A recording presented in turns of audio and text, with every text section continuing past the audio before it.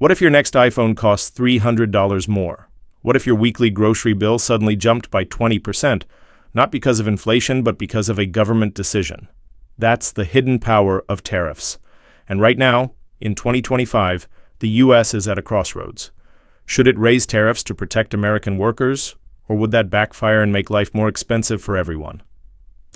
The answer isn't as simple as it sounds, and it could directly affect your wallet, your job, and the entire global economy. In this video, we're breaking it all down. First, we'll explain what tariffs really are in plain English. Then we'll look at the history of U.S. tariffs, what worked, what failed, and why.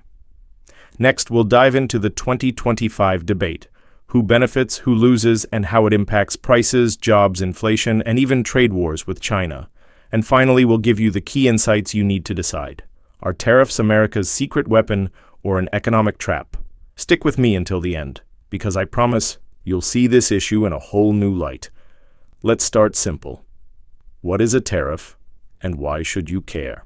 Think of tariffs like a cover charge at a nightclub. If you want to bring foreign goods, like Chinese steel, European cars, or Mexican avocados, into the United States, the government charges an extra fee at the border. That fee, or tax, is called a tariff. Now here's the twist. Who actually pays it? Many people think foreign companies pay the tariff, but in reality, U.S. importers usually foot the bill, and then they pass that cost on to, you guessed it, us, the consumers.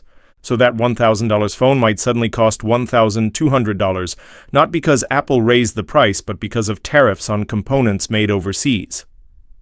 Remember when the U.S. put tariffs on washing machines in 2018? Prices shot up almost immediately, by about 12%. Families didn't just pay more for foreign-made machines. Even American brands raised prices because they could. That's how tariffs ripple through the economy. So tariffs sound simple. Tax imports to protect U.S. industries. But the costs often sneak back into your wallet. But that's just the beginning. Because tariffs don't just change prices. They can change the entire balance of global trade. And history shows us some surprising lessons. To understand 2025, we need to rewind. Have tariffs helped America in the past, or hurt it? Back in the 1800s, tariffs were America's biggest source of government revenue. They protected young industries like steel and textiles from foreign competition, and for a while it worked. Factories grew, jobs boomed, and the U.S. economy expanded. But history also gives us warnings. Take the infamous Smoot-Hawley Tariff of 1930. It raised tariffs on over 20,000 goods, aiming to protect American farmers during the Great Depression. The result? Other countries retaliated with their own tariffs, global trade collapsed, and the Depression got even worse. Economists still point to Smoot-Hawley as a cautionary tale. Protectionism can backfire. It's like when you and a neighbor keep raising fences higher and higher.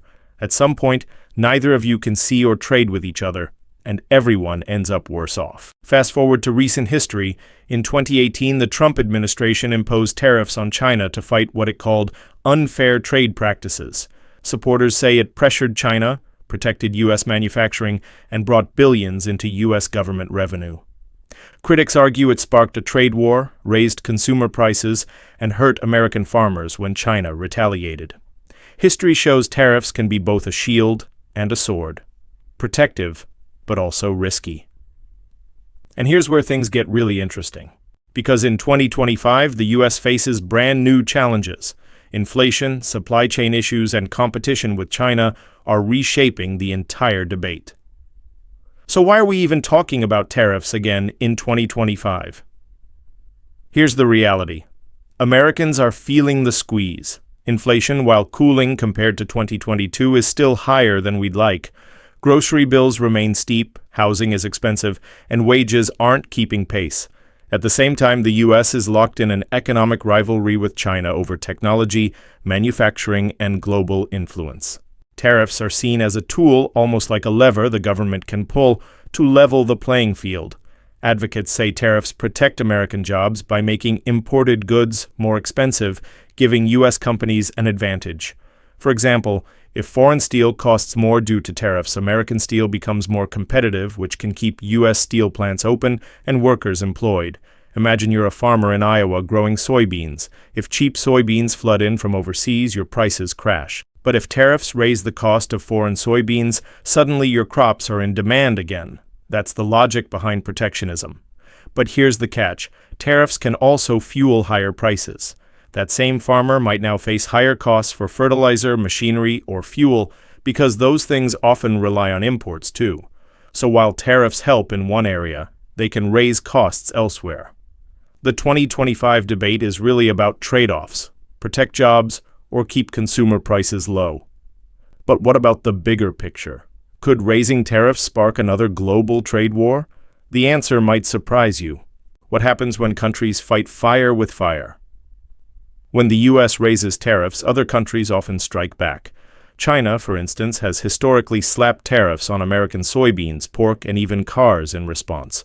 That hurts US farmers, manufacturers, and exporters. It's like an economic tit-for-tat. And then there's inflation. Tariffs act like hidden taxes on consumers. You might not see tariff on your grocery receipt, but you feel it in the higher prices. Economists estimate that tariffs from 2018 to 2020 cost the average US household hundreds of dollars a year. Think of it like squeezing one side of a balloon. The pressure just pops out somewhere else. You protect one industry, but you squeeze consumers, exporters, or supply chains. And supply chains? Tariffs can complicate them massively. Modern products, like an iPhone, are built from parts sourced all over the world.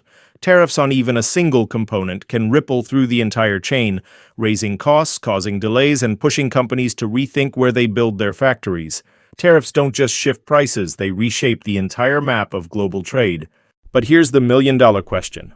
Do tariffs actually save American jobs, or do they just create short-term wins with long-term costs? Who really gains from tariffs, and who ends up paying the price? Winners. American industries that face heavy foreign competition like steel, aluminum, and textiles. Workers in those industries, at least in the short term. The U.S. government, which collects tariff revenue, tens of billions of dollars a year. Losers, consumers who face higher prices, farmers and exporters who suffer when other countries retaliate. Companies that rely on imported parts, from car makers to electronics firms. During the trade war with China, U.S. soybean farmers lost billions in exports when China retaliated. The government had to step in with subsidies to keep them afloat, essentially meaning taxpayers footed the bill. It's like playing whack-a-mole. You protect one group, but costs pop up somewhere else. Tariffs create winners and losers, but often the losers are spread out across millions of everyday consumers. How you weigh these trade-offs, and it's not as black and white as politicians make it sound. So let's recap.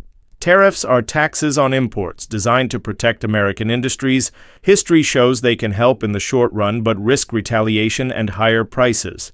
In 2025, the U.S. is considering raising tariffs again to protect jobs, challenge China, and strengthen domestic industries.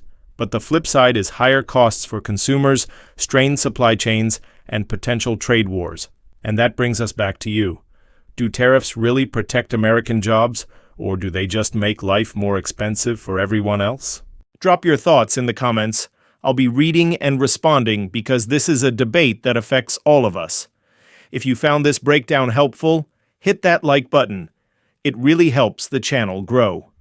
Don't forget to subscribe for more deep dive explainers on the U.S. economy, trade wars, and global finance. And share this video with a friend who's been complaining about grocery prices. They'll thank you later. And here's the part most people miss. When the U.S. raises tariffs, other countries don't just sit back, they fight back. Why do nations retaliate, and what does that mean for American workers, farmers, and consumers? That's exactly what I'll break down in my next video. Why other countries retaliate against U.S. tariffs, explained clearly.